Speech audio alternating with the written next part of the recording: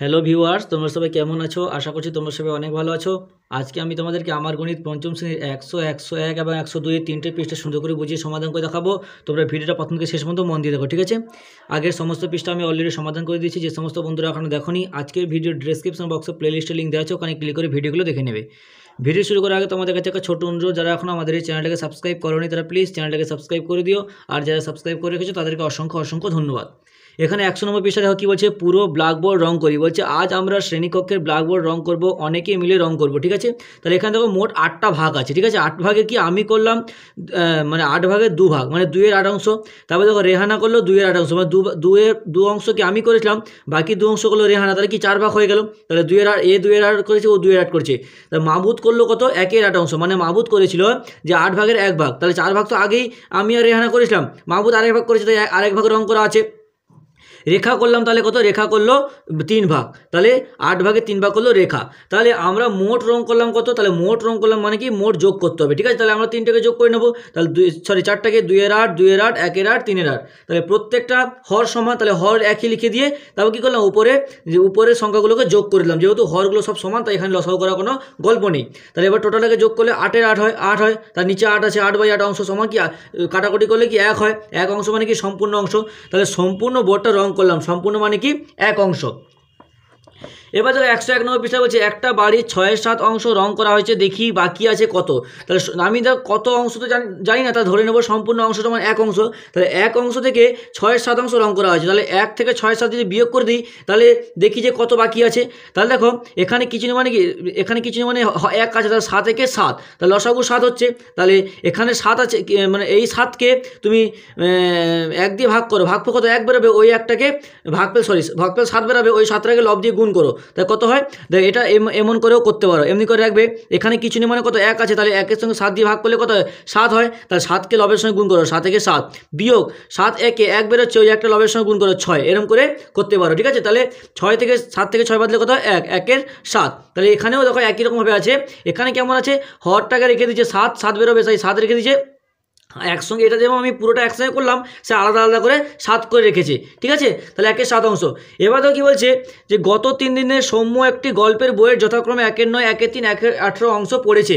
3 দিনে বইটির কত অংশ পড়েছে, কত অংশ বাকি আছে আমরা হিসাব করে বের করতে বলছি। তাহলে প্রথমে বের করে নেবো যে 3 দিনে কত অংশ পড়েছে সেটা দেখে নিই। তাহলে টোটালকে আমরা যোগ করে দেবো। তাহলে যোগ করে দেখো, আগে আমরা কী করবো, লসাগু বের করবো। কত, 9, 3, 18 লসাগুটা বের করি। দেখো 3 তেরিকে 9, 3 একে 3, 3 6 18।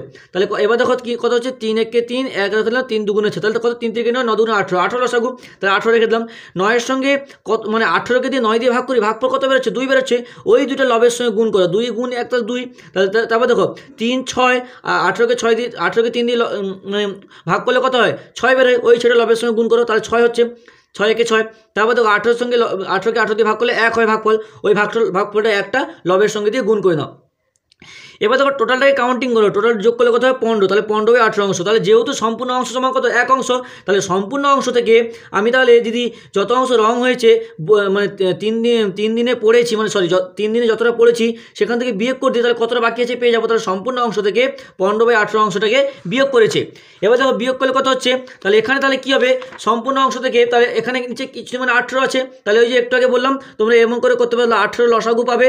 18 লসাগু করলে কত হয়, 18কে 1 দিয়ে ভাগ করলে কত হয়, 1, 18, 18। তাহলে 18কে আবার লগ দিয়ে গুণ করতে হবে, যেটা ভাগ করে পারবে 18 বিয়োগ এটা ভাগ করে কত হবে 1, তাহলে 15। তাহলে কত হচ্ছে, 15, 16, 17, 18, কত, 3 এর 18, উত্তর হবে 3 এর 18। এখানেও একই রকমভাবেই করেছে। দেখো ওখানে আমি 1 লাইনে টেনেছিলাম, এখানে আলাদা আলাদা করে করেছে। 1 এর 18, 18/18 বিয়োগ 15/18। এবার 18কে একসঙ্গে রেখে 18 বিয়োগ 15, তাহলে কত, 3 এর 18। এবার কাটাকুটি করলে কত হয়, 3 একে 3, 3 6 18, তাহলে 1 এর 6 অংশ।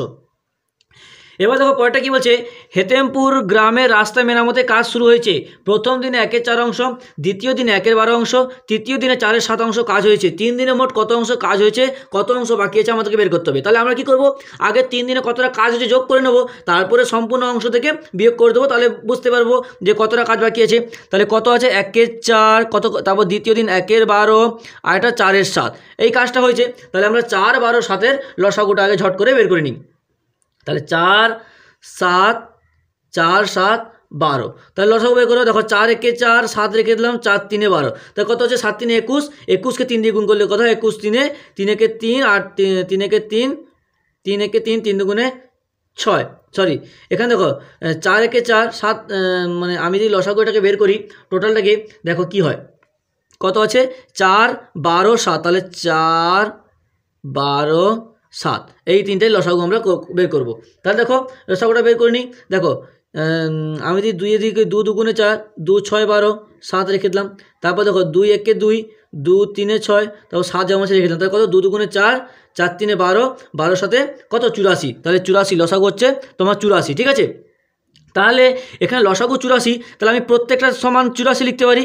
কেমন লিখবো, কেন লিখবো, কারণ কি ওই এই তুমি এমন করেও করতে পারো, মানে আমি যেভাবে অন্যভাবে করেছিলাম সেটাও করতে পারো। তাহলে এই আগের মতো আমি করে দিচ্ছি। দেখো তাহলে এবার দেখো 4-এর সঙ্গে কত গুণ করলে, মানে 84কে যদি আমি 4 দিয়ে ভাগ করি, ভাগফল কত বেরোচ্ছে দেখো 4 দুগুণে 8, 4 একে 4, কত হচ্ছে 21, ওই 21 লবের সঙ্গে গুণ করলে কত 2 21 একে 21 হচ্ছে।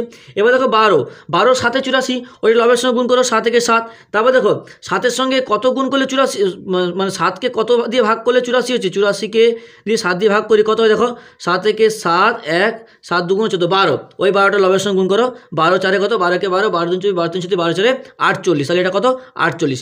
এবার টোটালটাকে আমরা কাউন্টিং করবো, প্রত্যেকটা হরে কী হয়ে গেছে, তাহলে প্রত্যেকটা হর 84 রেখে দিলাম। এবার টোটালটাকে কাউন্টিং করো, কাউন্টিং করলে কত হয় তোমার টোটালটাকে যদি আমি কাউন্টিং করি তাহলে দেখো 21 48 আর একটা 7, দেখো কত হয় 8 আর 16, 16 6 4 5 6 একে 7, কত হচ্ছে 76।